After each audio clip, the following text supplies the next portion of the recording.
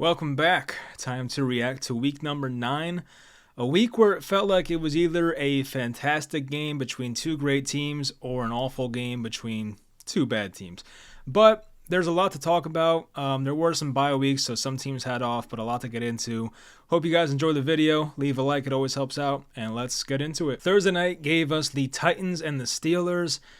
It was a pretty good game. I mean, not high scoring, only 36 total points, but we got to see Will Levis on national TV. That was pretty fun. I mean, Will Levis, honestly, his stats weren't fantastic. 262 passing yards, completed 22 of 39 passes, no passing touchdowns, one interception. But you can tell from watching him that he's super impressive, has amazing arm strength, probably has the tendency to hold on to the ball for too long. That's probably like the red flag for Will Levis right now, but the arm strength is definitely elite. He's pushing the ball downfield, which it's great to see. I feel like Ryan Tannehill has gotten away from that ever since A.J. Brown got traded, which it makes sense because he's great downfield, but the Titans definitely need that element to their offense, so it's good to see. Now, unfortunately for Levis, the game did end on an interception by him, and it was one of those situations where there was 10 seconds left. They had to get the ball in the end zone. So yes, Will Levis had to force the pass. It was intercepted by Quan Alexander, and that was the game. So Pittsburgh, they had that nice scoring drive when it was Deontay Johnson for like 30 yards, and Jaylen Warren had the big catch. And then they had the Deontay Johnson touchdown. This is a crazy stat, by the way. So Deontay Johnson had not scored a touchdown since Ben Roethlisberger was his quarterback, and Ben retired in like 2021. So Deontay Johnson finally gets in the end zone. I know he missed most of the year with the hamstring, but he finally gets in the end zone, so that's good to see. But if you're Tennessee, look, you're 3-5. Standings wise, I mean, look, it's probably not that great, especially with the Texans winning right now. Yeah, I mean, look, so they're in last place right now in the South, right? But they're still in it, right? You're still a game back of the Texans and the Colts. You're very much in play here to, maybe sneak back into second place, maybe get a wild card if Will Levis is great down the stretch. You never know. But as for the Steelers, they're 5-3. They keep finding ways to win. Don't know how they do it, but they win in the ugliest ways possible. But hey, they cover the spread. It was a -3. They won by 4. So the Steelers find a way to get it done once again. And Pittsburgh is actually, they're in the playoffs, and so is the entire AFC North. I just saw the playoff picture, and every single wild card team in the AFC is from the AFC North. So that division's crazy right now. You have 3 teams at 5-3, and you have the Ravens, who right now are 7-2. So a crazy division this year for the NFC North. I meant to say AFC North, obviously. Sometimes I'm just not good with words. But anyway, so the Germany game, we had the 9:30 game on Sunday morning. Dolphins at the Chiefs. Not really at the Chiefs, but the Chiefs were the home team technically. And I'm not going to lie. I am not going to lie. I was up playing Fortnite on Saturday. I did not even watch the first half. So when I woke up, it was 21-0. Yeah, it was 21-0. 21-0 Chiefs. And I'm figuring like, man, the Dolphins really are frauds, aren't they? But then, of course, they find a way to, get some nice drives going. They had the Tua pass to Cedric Wilson. That was a nice play by Cedric Wilson.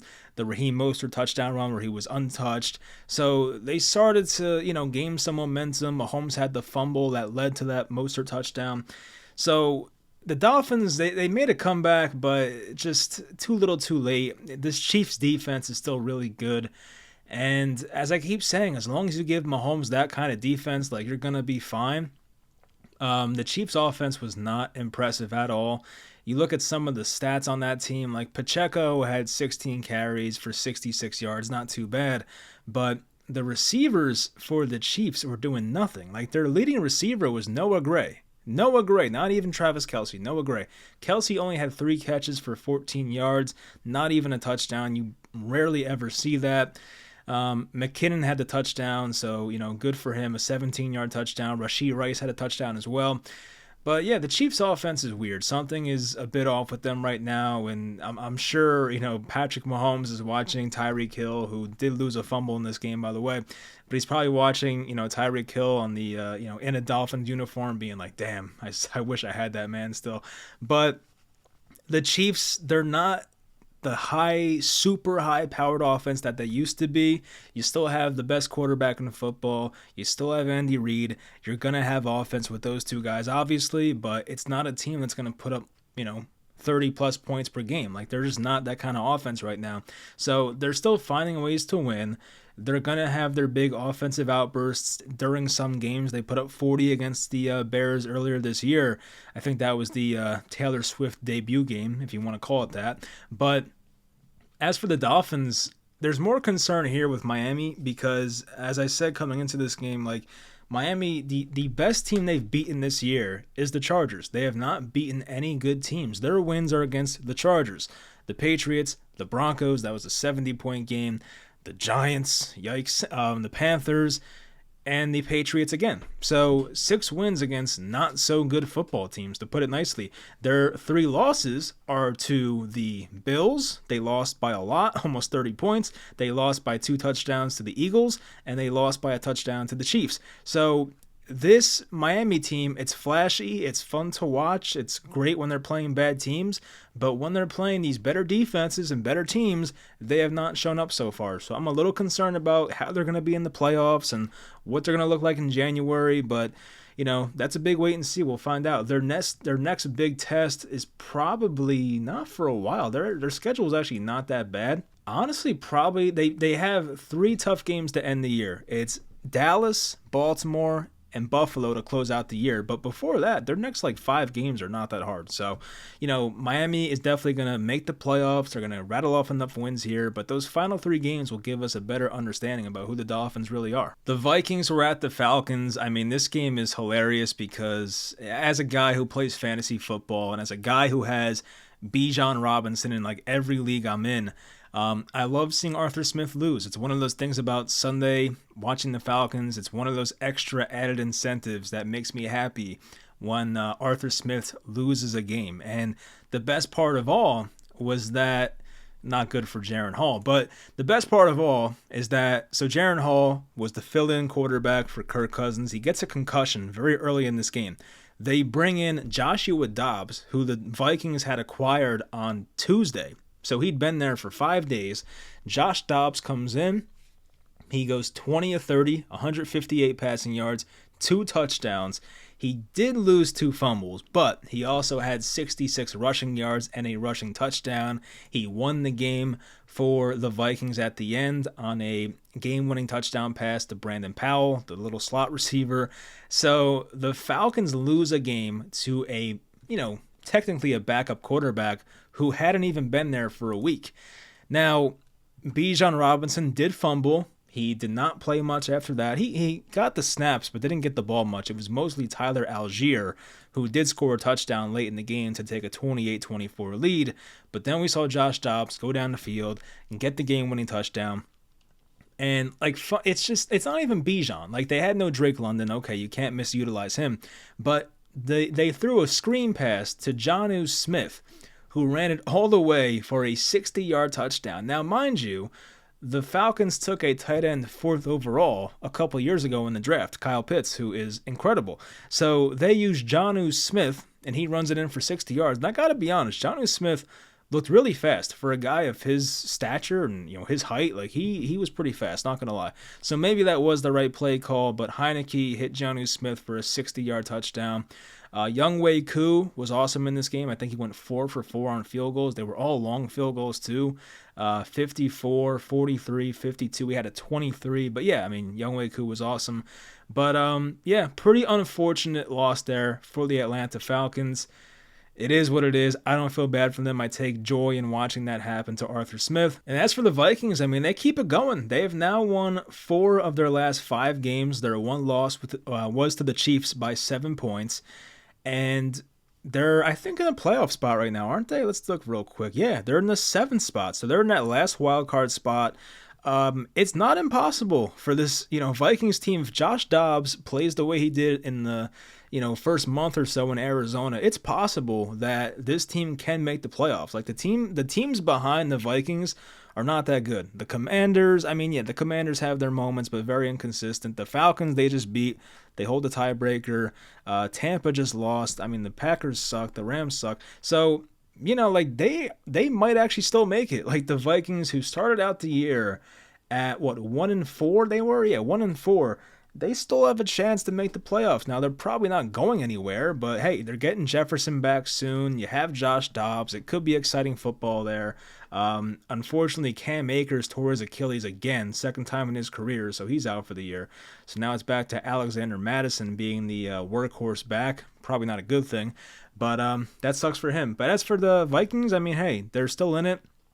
And as for the Falcons, a big missed opportunity, and they fall to 4-5. The Seahawks were at the Ravens. I mean, look, the Seahawks are a tough team to figure out. I forget, who did I take in the spread for this game? I really hope I took Baltimore. I really do.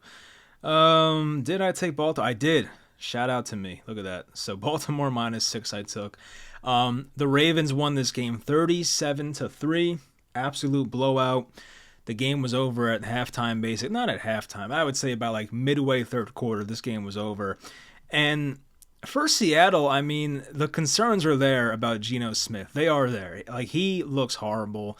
I really don't think what Geno did last year was like a fluke. Like, he was doing some really impressive things. Some of those throws he was making were like big boy throws, awesome throws. I remember that one throw to Tyler Lockett against the Saints in like triple coverage. He placed it perfectly.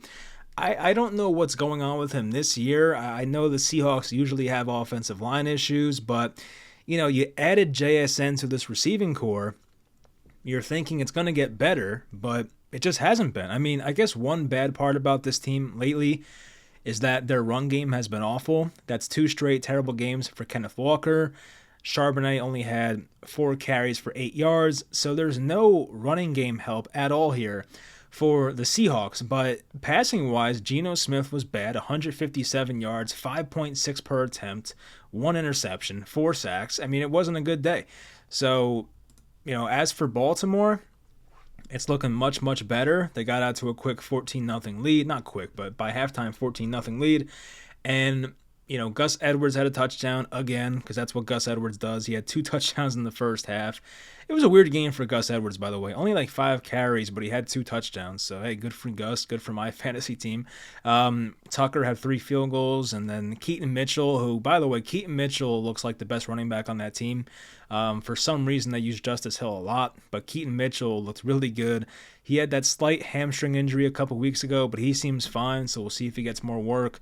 And Odell Beckham scored his first Ravens touchdown from Tyler Huntley back in garbage time. I think it was 30-3 at that point, made it 37-3.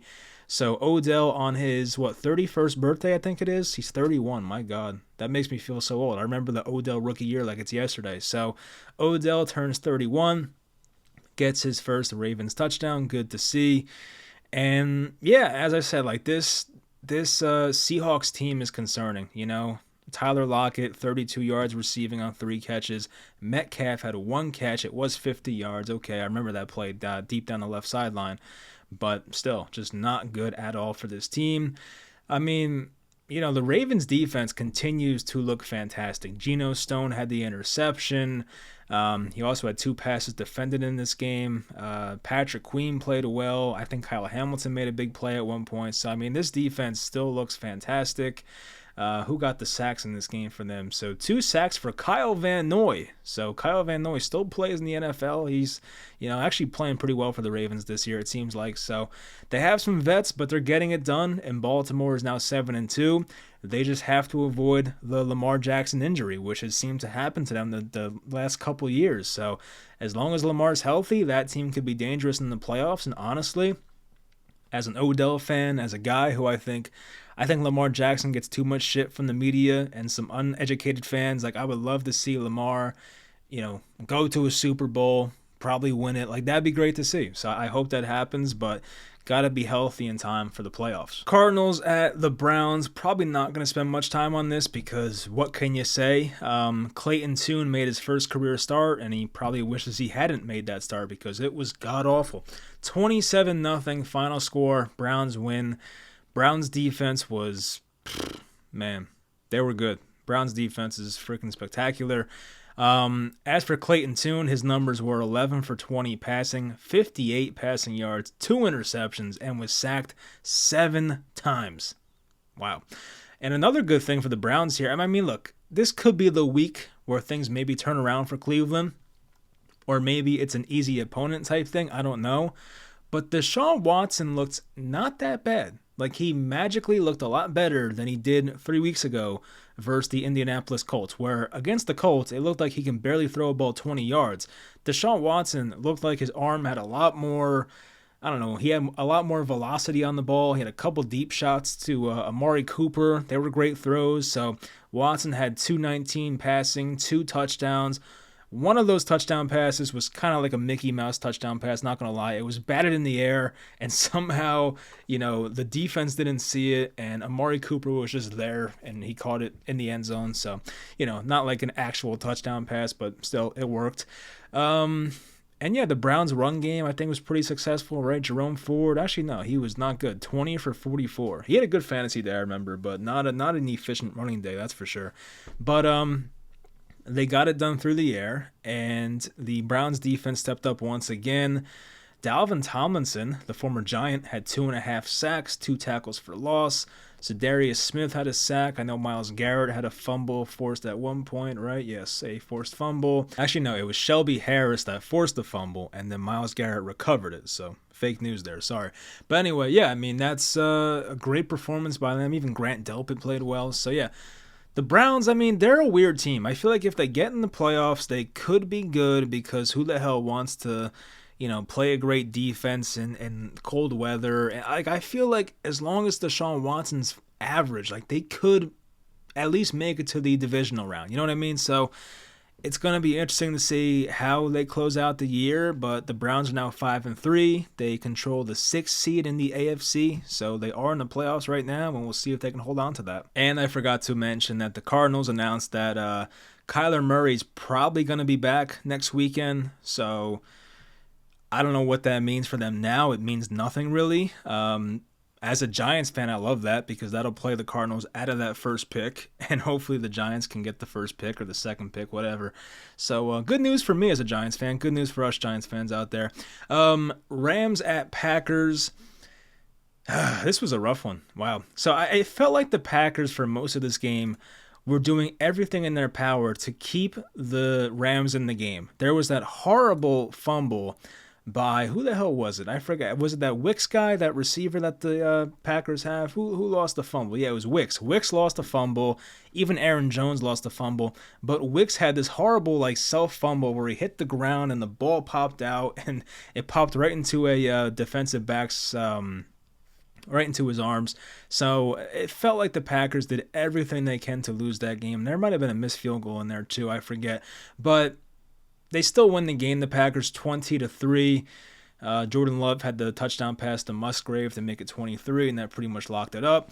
The Rams offense was putrid, no Matt Stafford. They have a bye this upcoming week, so it made sense to give Stafford 2 weeks of rest. The Stafford, the updates on Stafford have not been too positive, so we'll see if he's even back after the bye. I don't know. If that's the case, I feel like the impact to Cooper Kupp and Puka Nacua is very bad. Cooper Kupp's had 3 straight down games. Puka looked like he was on his way to a nice game. He had a pass interference, like an offensive pass interference, that wiped out like a 25-yard catch.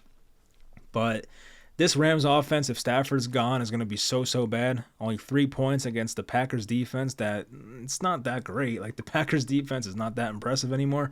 So yeah, I mean, we'll see when Stafford's back, if he's back, but a rough situation there. I do believe the Rams finally have their own first-round pick, so that's the good news for them. As for Green Bay, I'm still not impressed with Jordan Love. He wasn't all that great. I feel, he completed a lot of his passes. He was 20 of 26. But still, I don't know. Something about Jordan Love is still off. I don't love what I see there. It was nice to see Aaron Jones back and healthy. He got 20 carries in this one, so he's big to their success, obviously. And any Packers have a big defensive day. Jair Alexander had 7 solo tackles, a tackle for loss. Jonathan Owens had a forced fumble. Isn't that Simone Biles' husband? Ha, I was right. See, I know stuff. I know some stuff. Anyway, shout out to my girlfriend for that one. She definitely told me that at some point. Anyway, so not a good showing there for the Rams. They're 3-6. I mean, they're probably not going anywhere this year. It is what it is. They got their Super Bowl. The Stafford era has to end at some point soon. And as for Green Bay, they're 3-5. I mean, they're probably not going anywhere either.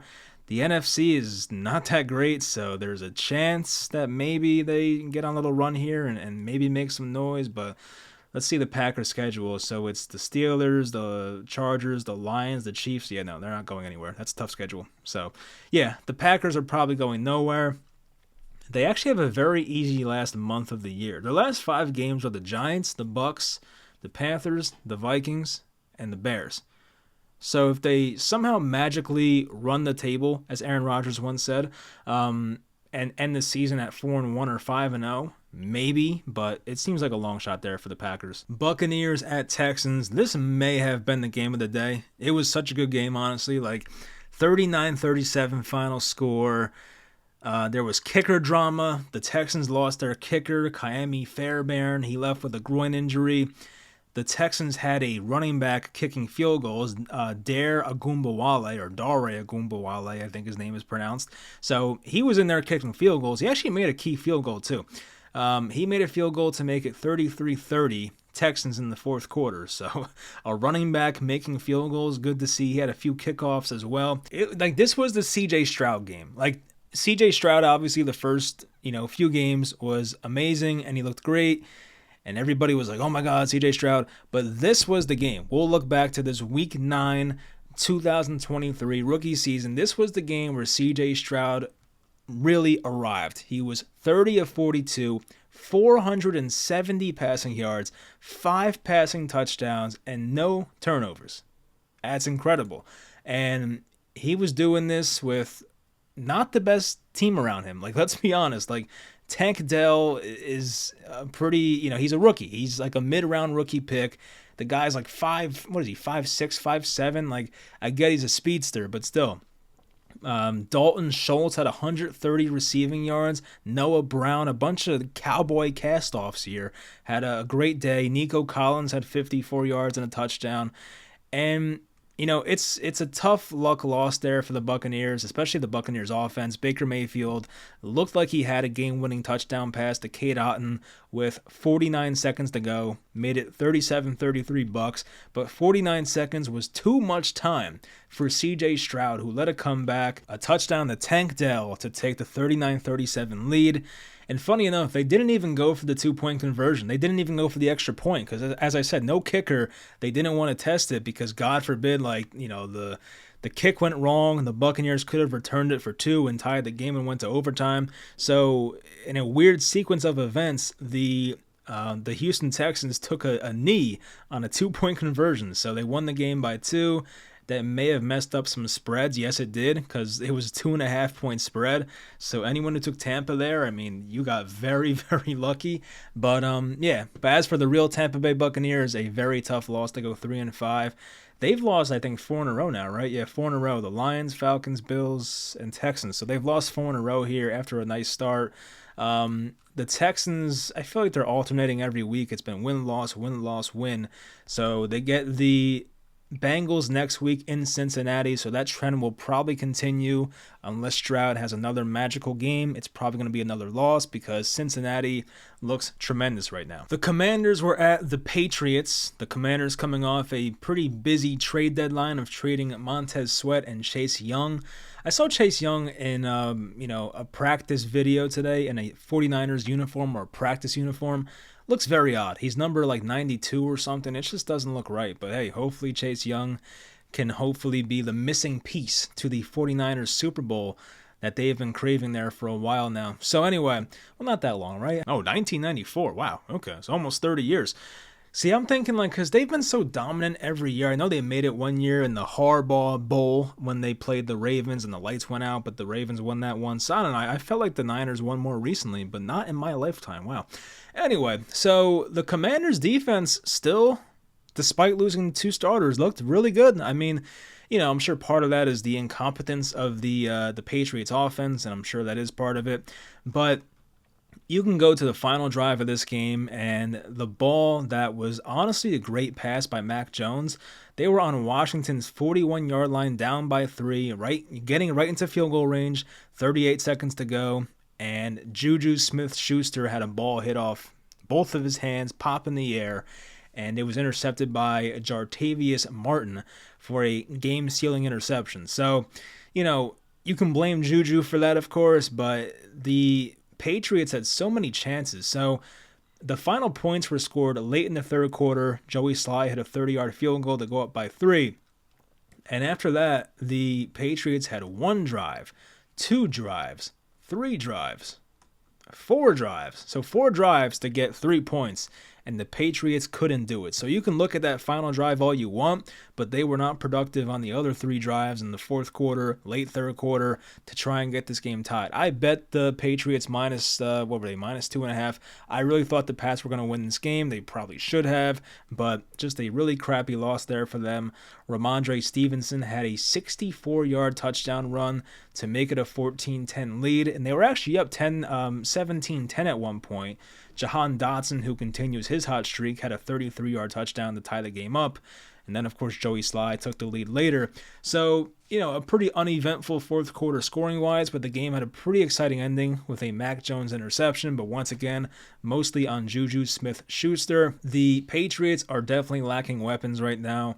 Their leading receiver was Demario Douglas, who I have on a lot of fantasy teams, and I wish he had a better day, but 5 catches for 55 yards. But Demario Douglas, as much as I like him, he's not a number 1. I mean, their number 1 probably is freaking Ramondre Stevenson, and he's a running back. I mean, Juju had a decent game, 6 catches for 51 yards, but as I said, he kind of cost them the game. So the Patriots continue to lose. They're 2-7. The Commanders right now are 1 spot out of the playoffs, the wild card at least. They are in the 8th spot right now, so they just need the Vikings or the Cowboys to start losing games. And we'll see if the Commanders can make a nice second half run. The Bears were at the Saints in this one. This was a tough game for people that bet the Saints -9. Because I do believe, what's his name, the Groupie dude, Blake Groupie, missed a field goal that would have put the Saints up 10. I'm trying to find where the hell this was. But yeah, so the Saints still win the game 24-17.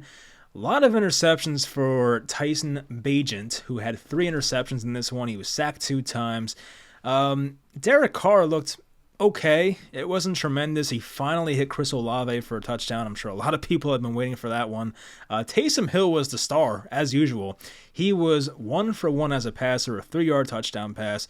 He had 11 carries for 52 yards, Taysom Hill. And I believe he had a rushing touchdown, right? No. Passing touchdown. But still, Taysom Hill was really good in this game. He also had 4 catches for 13 yards and a receiving touchdown. That was it. So I knew he got in the end zone there again. So Taysom Hill was awesome. Olave had 6 for 46 and a touchdown. Jawan Johnson scored a touchdown as well. Alvin Kamara, surprisingly, a quiet game, only 4 catches for 44 yards. Did not do much as a running back, only 26 rushing yards, 2.9 a carry. Michael Thomas, a weird game. 1 target, no catches for Michael Thomas, who had been very consistent the entire year, so that's kind of weird. I gotta give a shout out to Paulson Adebo, or Debo. He was a guy, sometimes you just watch college prospects on YouTube or whatever. He was a guy, I remember watching him. He was the Stanford cornerback. I remember watching him and be like, I like that guy.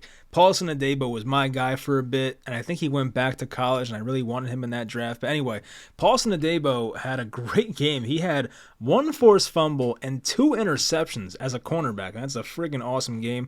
Demario Davis, how old is Demario Davis? 35? He's still getting it done. 8 solo tackles, 1 sack, 1 tackle for a loss, 1 forced fumble. So he's getting it done as well. So a great game by Adebo and Davis on the Saints defense, who continues to look good. But yeah, Tyson Bagent, not the best game. He did have 70 rushing yards. So hey, good game for the sneaky athlete there, as they like to say about Caucasian quarterbacks. But yeah, Deonta Foreman had a decent game. 20 carries, 83 yards. Look, not the most impressive win for the Saints, but now they're 5-4. Are they in first place? Yes, they are. They're back in first place in the NFC South, and I'm sure it's going to end up that way. I had hopes about the Falcons getting that spot, but they just are not coached right, and they have a quarterback problem. I'm sure people were hoping that Taylor Heineke was the answer. Turns out, it wasn't like Heineke was awful, but he definitely was not the solution there either. So they're sticking with Heineke for 1 more week in Atlanta, so we'll see if that works out. But as for the Saints, they move up 4 spots, and now they are the 4 seed and are in first place in the NFC South. The Colts were at the Panthers. A 27-13 win for the Colts. I feel bad for Panthers fans. I really do. Like, you watch Bryce Young, who looked horrible, and you watch what C.J. Stroud did, who we went over before with the 460 passing yards, the 5 touchdowns, the game-winning drive, and you watch Bryce Young just, terrible. 24 of 39, 173 passing yards, 4.4 yards per attempt. That's pretty awful. 1 passing touchdown, 3 interceptions, and I believe 2 of them were pick sixes to the same guy, Kenny Moore. A Colts corner had 2 pick sixes in this game, 7 solo tackles as well. Just a horrible game. I mean, if you're the Panthers, you got to feel bad about this. I mean, there was always rumors about how the Panthers owner was the one that wanted Bryce Young, and Frank Reich kind of had to deal with it, but I don't know what the actual truth is there. But C.J. Stroud probably was the right pick. Even Anthony Richardson, who I'm still very high on. I feel bad for Bryce Young. It's not the best situation. The Panthers have a very bad offensive line, but still, I mean, this is just, it's not looking good. You see what Stroud's doing, you see what Young's doing, and, just because Stroud's situation might be a little better, it doesn't mean that, Bryce Young would be better than C.J. Stroud if he was in Houston. You know what I mean? Like, you have to give credit where credit's due, and C.J. Stroud is playing fantastic football while Bryce Young is very much struggling. So, we were hoping that Bryce Young was starting to turn a corner. It looked like maybe he was getting better, but this game was definitely a step in the wrong direction. Jonathan Taylor had the receiving touchdown. I feel like the Colts offense didn't do a whole lot. Like, they were fine. Of course, 2 of their touchdowns were based on the defense. Gardner Minshew had a mediocre game, if that. 127 passing yards, 1 touchdown pass to Michael Pittman, I believe. No, it was the screen pass. It was a weird drive, because Pittman, quote-unquote, dropped the pass on a 3rd down, and that would have led to a field goal, but a flag was thrown on the Colts, or on the Panthers, for an illegal hit or unnecessary roughness type hit, and a lot of people posted that on Twitter, saying like this isn't even football anymore, because it looked like a pretty clean hit for the most part, but you know how the NFL is now, like everything's a flag. So they got that flag, they picked up an automatic 1st down, then they had a screen touchdown to Jonathan Taylor. So yeah, so that sucks there if you're a Panthers fan, a pretty rough call, but probably would not have changed the game anyway. So a 27-13 win there for the Colts. The Colts are now 4-5. The Panthers fall to 1-7. Do the Colts have any shot at making the playoffs? Let's see. So the Colts are in the 11th spot right now. They probably need the Jets to lose tonight, so we'll see if that happens. But yeah, I mean, look, the Colts, they're probably not a playoff team, but I think 4-5 is better than I thought they would be at this point, so I guess that's a good thing for them.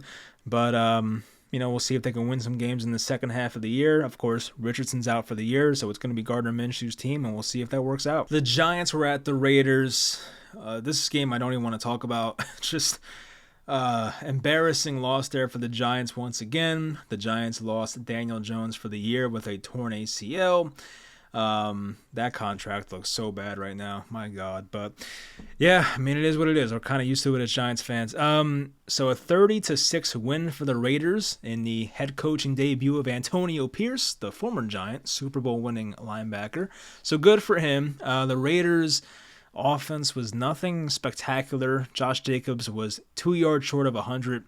Did have 2 rushing touchdowns. Jacoby Myers had a 17-yard rushing touchdown. Aiden O'Connell looked okay. It wasn't great, but it wasn't terrible either. There was a big catch by Trey Tucker, a 50-yard catch at one point. So, yeah, I mean, the Raiders did enough. Their defense was really good in this game. The Giants were just pretty inept offensively. Tommy DeVito came in again, who was in for most of that Jets game, and he looked better, but still not that great overall. Max Crosby had 3 sacks, 3 tackles for loss. It was a pretty expected day for him. Amik Robertson had an interception. Nate Hobbs also had an interception. Marcus Peters dropped an interception, so that could have been even 3 interceptions right there, but 2 on the day for Giants quarterbacks. Just an unfortunate day, and it seems like the Giants are starting to unravel here. They're down to 2-7. We'll see if Brian Daboll can at least control the locker room for the rest of this year, because it probably ain't getting much better.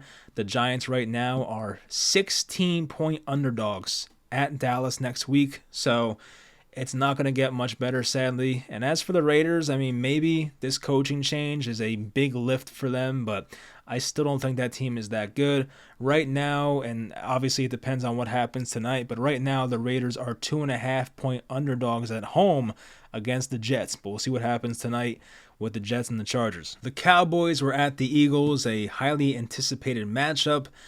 The Cowboys had to have this one, and honestly, they could have had this one. So, you know the old cliche, it's a game of inches, and this game was absolutely a game that came down to a game of inches. There was a play where one of the Dallas tight ends, I think it was the Schoonamaker dude, he was inches away from scoring a touchdown, and that was a 4th down play.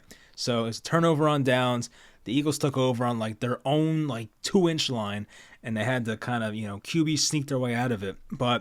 And even there was a play on a 2-point conversion where Dak Prescott was going for the pylon on a rushing 2-point conversion, and he just stepped out right before he was able to dive in for the 2-point conversion. That would have made it a 3-point game. So a lot of missed opportunities there for the Dallas Cowboys, and the game came down to the final play. A 3rd and 26. Dak had a pass to CeeDee Lamb for 20 yards. CeeDee was about 3-4 yards short of the goal line to win the game, and he tried to lateral it, but it was a fumble. The Eagles jumped on it, and that was the game. So the Eagles won 28-23. Philly covers the spread. They were 3.5-point favorites. And now the Cowboys drop on the year to 5-3. They're in the 6th seed right now. The Eagles sit in the 1 seed at 8-1, so a very big win for them. Not the biggest day, I feel like, for the Eagles offense. I mean, it was fine, but nothing spectacular. Jalen Hurts got shaken up with a knee injury in this one, but he came back. He was limping pretty bad at one point, but he came back after halftime. He was fine. Played okay after that. But, running the ball wise, the Eagles were not great. They had that Kenneth Gainwell 12-yard touchdown to, I think, kick things off in the first quarter. But, Dallas didn't have much of a running attack. Pollard had 12 carries for 51 yards. Receiving-wise, CeeDee Lamb has been on a tear lately, 11 catches for 191 yards, so that was great to see. 91 yards and a touchdown for Jake Ferguson.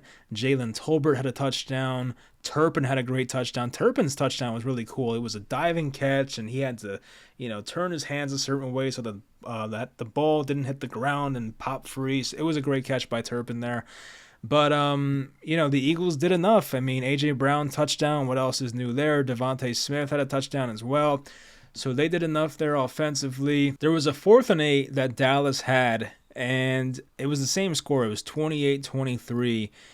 And the Cowboys were on the 29-yard line of Philly. So they were right there within scoring distance, and they were still down by, more than a field goal, so they needed a touchdown. But Dak had a play where it seemed like Jake Ferguson, the tight end, was wide open. Dak just missed him.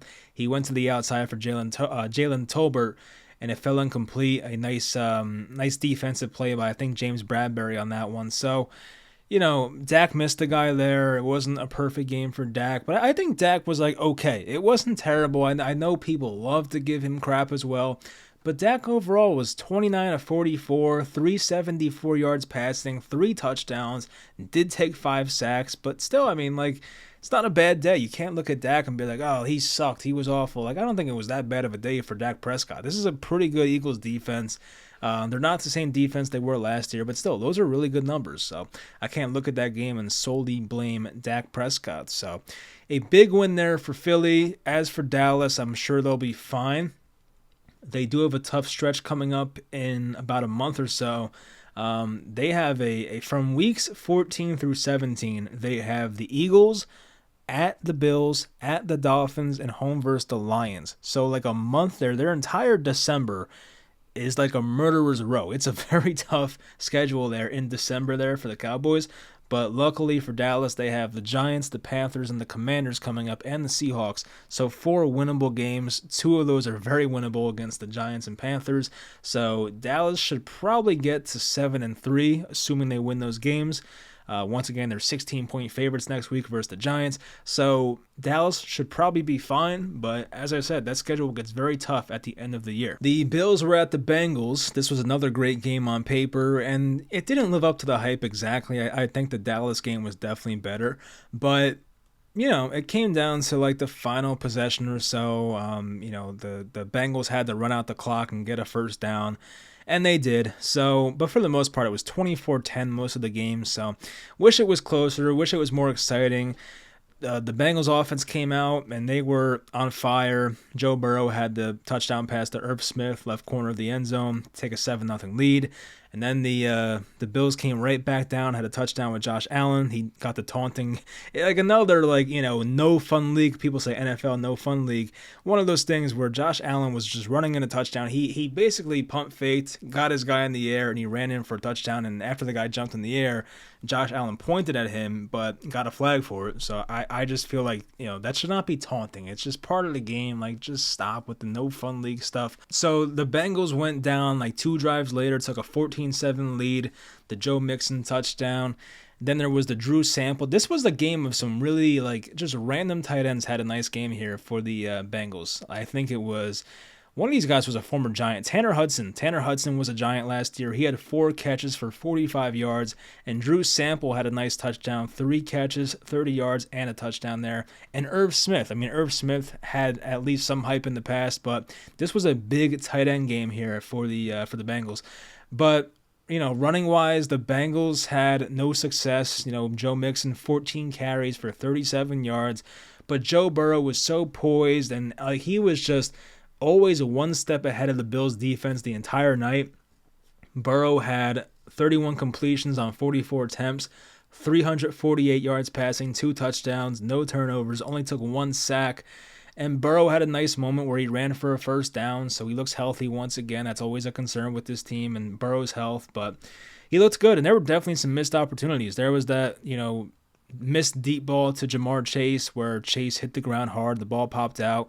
So that could have been a bigger offensive day there for the Bengals, but they look good right now. Cincinnati's 5-3 and they're last in their division. It's a 3-way tie basically for second place, but Cincinnati looks great right now. They do get the Texans once again at home next week.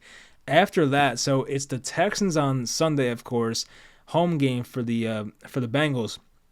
But on Thursday after that, so 2 Thursdays from now, they are at the Baltimore Ravens. So that's going to be a very fun matchup, assuming that the Ravens and the Bengals win their matchups. That would make it a very fun matchup there. So hopefully that happens. As for Buffalo, I have some concerns. They're down to 5-4. Buffalo is out of the playoffs right now. They're the 9 seed. So right now, before the Monday game starts, they're behind the freaking Jets. I think right now they're not in last because of the Patriots, but they're in 3rd place. So yeah, not a good start there for the Bills. I just feel like, this has been a problem the past few years. They're just way too Josh Allen reliant. They don't have a great running game. Their defense, of course, was dropping like flies. They've lost Draymond Jones and Matt Milano and Tre'Davious White. They've lost really good defenders there. And even Josh Allen early in this game had a dumb interception. He threw like a jump ball left sideline, but it was more for like the defender than actually Gabe Davis himself. So not a good throw there by Josh Allen. But yeah, the Bills, you can't take them lightly because they have Josh Allen. He's a game-changing quarterback. He's huge and he has a great arm. He's just a game-changing player. But at the same time, the Bills as a whole team have a lot of deficiencies. Their defense is not great right now. Stephon Diggs was fine. He did have that late touchdown to save his day, but Dalton Kincaid had a big fumble. Did have a nice day, by the way. Dalton Kincaid had 10 catches for 81 yards, but did lose a key fumble late in the game in Bengals territory. I think it was right around the 20-yard line or so. But no catches for Gabe Davis. They took that one deep shot to Deontay Hardy incomplete. So, yeah, we'll see if the arrival of Leonard Fournette, who probably should play next week, we'll see if that helps this offense at all because they just don't look right. So even James Cook, who's been pretty efficient this year, had 6 carries for 20 yards, so that's not that great. But, we'll see if the Bills can fix, what's going on there. But I'm going to see their schedules. So they get the Broncos and the Jets coming up that, I feel like the Bills always have trouble with the Jets. maybe not at home, but on the road at MetLife. I feel like they have issues there. They lost last year and they lost this year, of course, in that week 1 Aaron Rodgers torn Achilles game. But the Bills have a very tough stretch from weeks 12 to 15. So they have the Eagles at Philly, then a bye, then they're at KC, and then they're home versus the Chargers. Then they're home versus the Cowboys. Home versus the Cowboys in week 15. Then they're at the Chargers, home versus the Patriots. That's nice. And they close out the year at Miami. So like their last 6 games are pretty tough, except for the Patriots one. So, I still think the Bills will probably make the playoffs, but it's not a guarantee. If they just keep looking the way they do, which is not great once again, I could see a scenario where this team wins 9 games and maybe due to a tiebreaker or something, like they might miss it. So, who would have thought? But the Bills may have to really fight for a playoff berth up until the final week of the season. But anyway, that's going to do it for the video. We're going to see what happens with the Jets tonight. I don't know who I picked. I think I picked the Chargers. I was very torn on that game. I did pick the Chargers minus 3.5 at the time when I did the spread picks. So let's go Chargers tonight. We'll see if they get it done. But I hope you guys enjoyed the video, and I'll talk to you guys next time.